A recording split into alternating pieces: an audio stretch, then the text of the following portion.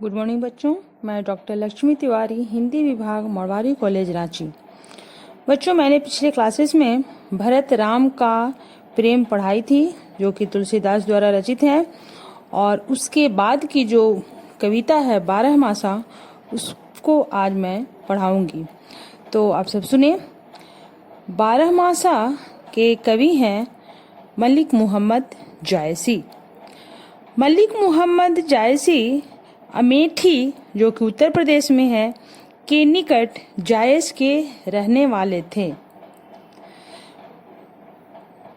कवि जायसी का जायसी नाम इसीलिए पड़ा क्योंकि वे जायस नगर के रहने वाले थे। वे अपने समय के सिद्ध और पहुँचे हुए फकीर माने जाते थे। उन्होंने सैयद अशरफ और शेख बुरहान को अपने गुरुओं के रूप में उल्लेख किया है। जायसी सूफी प्रेम मार्गी शाखा के सर्वश्रेष्ठ कवि माने जाते हैं और उनका पद्मावत प्रेमाख्यान परंपरा का सर्वश्रेष्ठ प्रबंध काव्य है। भारतीय लोक कथा पर आधारित इस प्रबंध काव्य में सिंघल देश की राजकुमारी पद्मावती और चित्तौड़ के राजा रत्नसेन के प्रेम की कथा है। जायसी ने इसमें लौकिक कथा का वर्णन इस प्रकार किया है कि अलौकिक और परोक्ष सत्ता का आभास होने लगता है। इस वर्णन में रहस्य का गहरा पुट भी मिलता है। प्रेम का यह लोकधर्मी स्वरूप मानव मात्र के लिए प्रेरणादायी है।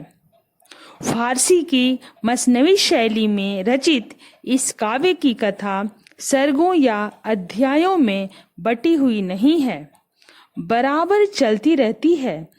स्थान स्थान पर शीर्षक के रूप में घटनाओं और प्रसंगों का उल्लेख अवश्य है। जायसी ने इस काव्य रचना के लिए दोहा चौपाई की शैली अपनाई है। भाषा उनकी ठेठ अवधी है और काव्य शैली अत्यंत प्रौढ़ और गंभीर। जायसी की कविता का आधार लोक जीवन का व्यापक अनुभव है। उनके द्वारा प्रयुक्त उपमा, रूपक, लोकोक्तियां, मुहावरे, यहाँ तक कि पूरी काव्य भाषा पर भी लोक संस्कृति का प्रभाव है, जो उनकी रचनाओं का नया अर्थ और सौंदर्य प्रदान करता है।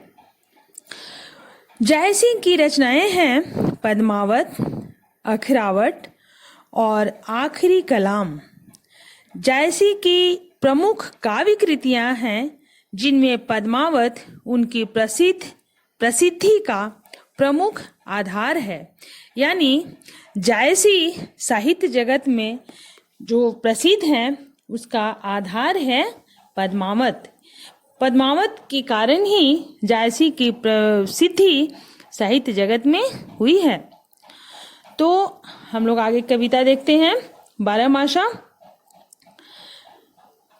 12 मासा जायसी की प्रसिद्ध रचना पद्मावत के 12 मासा का एक अंश दिया गया है। प्रस्तुत पाठ में कवि ने नायिका नागमती के विरह का वर्णन किया है। कवि ने शीत के अगहन और पूस माह में नायिका की विरह दशा का चित्रण किया है।